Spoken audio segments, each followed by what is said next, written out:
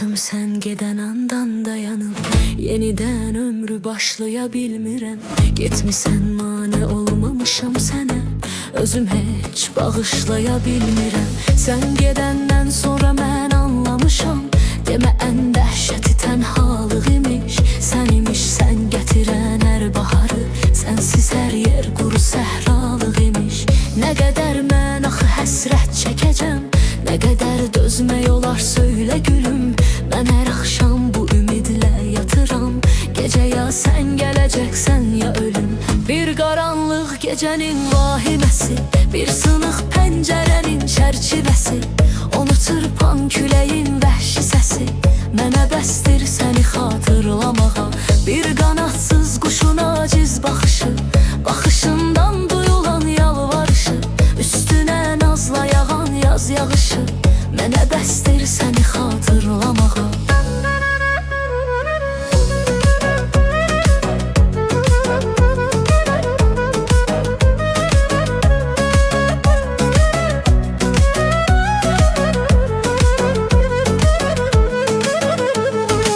Sən gedəndən sonra gün görməmişəm, elə gündüz də mənim üçün gecədir. Eşidirsən ki sağam ölməmişəm, amma bilmirsən həyatım necədir. Sən gedəndən sonra mən anlamışam, demə ən dəhşəti tənhalıq imiş. Sən imiş sən gətirən hər baharı, sənsiz hər yer quru səhralıq imiş. Heç bilirsən bu şəhərdən nə qədər gəlmişik üz-üzə sən görməmisən. Sənə öz ömrümü qurban verənə ola bilməz ki fikir verməmisən. Gecəni yatmamışam sübhə kimi, sənə bu məktubu hazırlamışam. Sadəcə istəmişəm ki biləsən, səni hər gün necə xatırlamışam.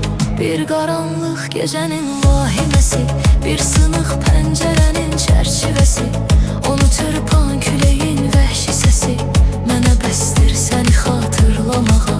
Bir qanadsız quşun aciz baxışı, baxışından duyulan yalvarışı, üstünə nazla yağan yaz yağışı mənə bəsdir səni xatırlamağa.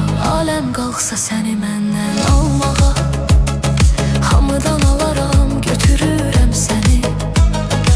Aləm qalxsa səni məndən almağa, hamıdan alaram götürürəm səni.